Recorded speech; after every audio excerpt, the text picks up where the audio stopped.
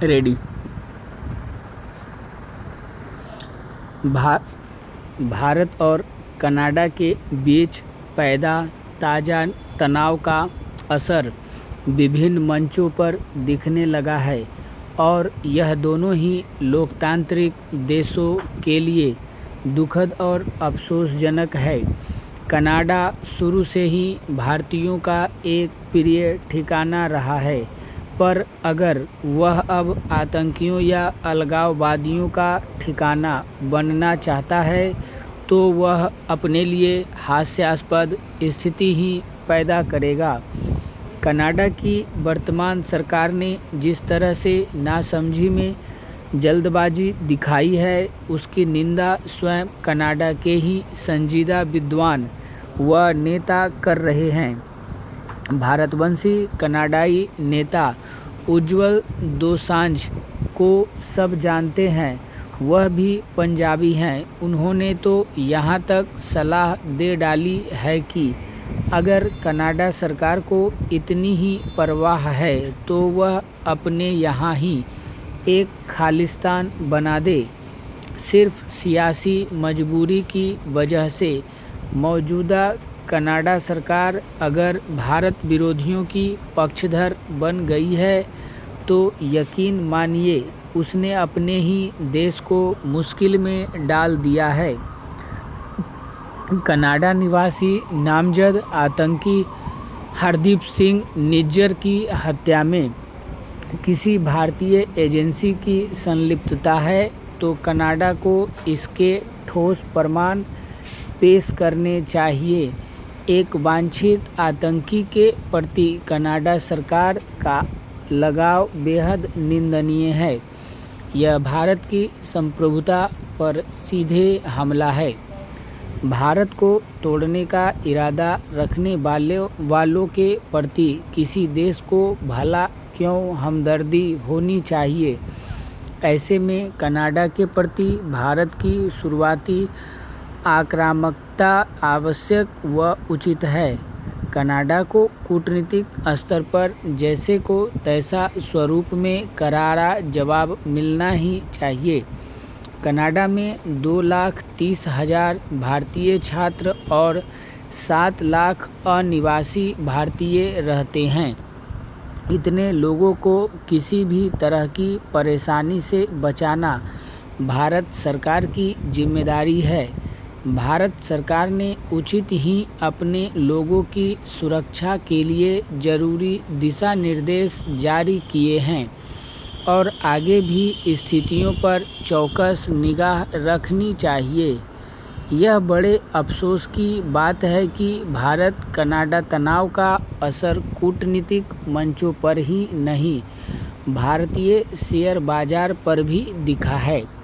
Canada के कुछ निकट मित्र देश भी भारत को आदतन नसीहत देने की मुद्रा में हैं।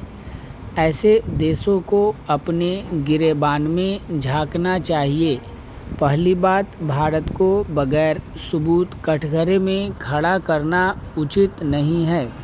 दूसरी बात, किसी भी देश की संप्रभुता में भारत ने कभी हस्तक्षेप नहीं किया है।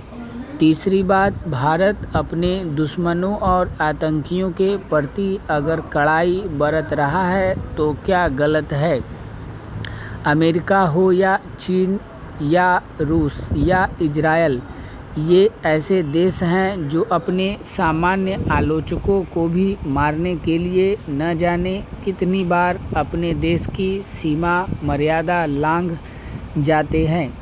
चीन जब कनाडा में अपने आलोचकों को मार रहा था तब तो जस्टिन ट्रूडो ने संसद में बयान नहीं दिया था। जब कनाडा में समाजसेवी करीमा बलोच को मारा गया तब भी ट्रूडो खामोश रहे, पर अब बिना सबूत भारत के खिलाफ बोलकर अपनी सियासी कमजोरी और अपर्याप्त समझदारी ही उजागर कर रहे हैं। आज आतंकियों और अलगाववादियों के खिलाफ भारत के कड़े रुख का कोई विकल्प नहीं है। दुनिया की तमाम जिम्मेदार शक्तियों को समझ लेना चाहिए कि अतीत में एकाधिक बार बढ़ चुका भारत अब अपनी संप्रभुता से कोई समझौता नहीं कर सकता। हम सभ्यता, मानवता और वैश्विक न्याय की परिधि में अपनी संप्रभुता की रक्षा के लिए किसी भी हद तक जाएंगे और जाना ही चाहिए। हैदराबाद के आत्मसमर्पण और भारतीय अधिकार के बाद यह प्रश्न स्वाभाविक है कि अब हैदराबाद का भविष्य क्या होगा। इस संबंध में भारत सरकार शायद अगले बृहस्पतिवार को विचार कर रही है। इस बीच दो तरह की विचारधाराएं सामने आ रही हैं। एक ओर वे लोग हैं जो भारत के विरुद्ध निजाम को बढ़ावा दे रहे थे और जिन्होंने भारत के विरुद्ध झूठा और अर्धसत्य प्रचार करने में एड़ी चोटी का पसीना बहाया। दूसरी ओर वे प्रगतिशील हैं जो समय की गति को पहचानते हैं और जिन्होंने रजाकारों के साथ निजाम की स्वच्छंदता के बजाय लोकतंत्रीय भारत के रुख की कदर की।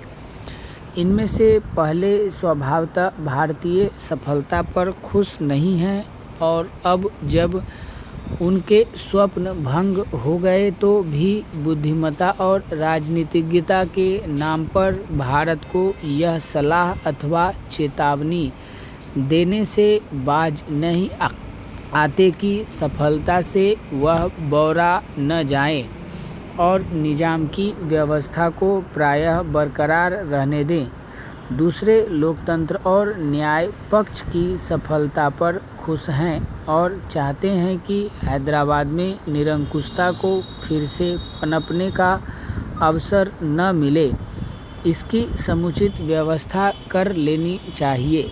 लोक प्रतिनिधि एवं उत्तरदायी शासन तो इस पक्ष की सामान्य मांग है, परंतु ऐसे लोगों की भी कमी नहीं जो खुराफात की जड़ निजाम को खत्म करके हैदराबाद को शेष भारत में समाविष्ट कर लेने के समर्थक हैं।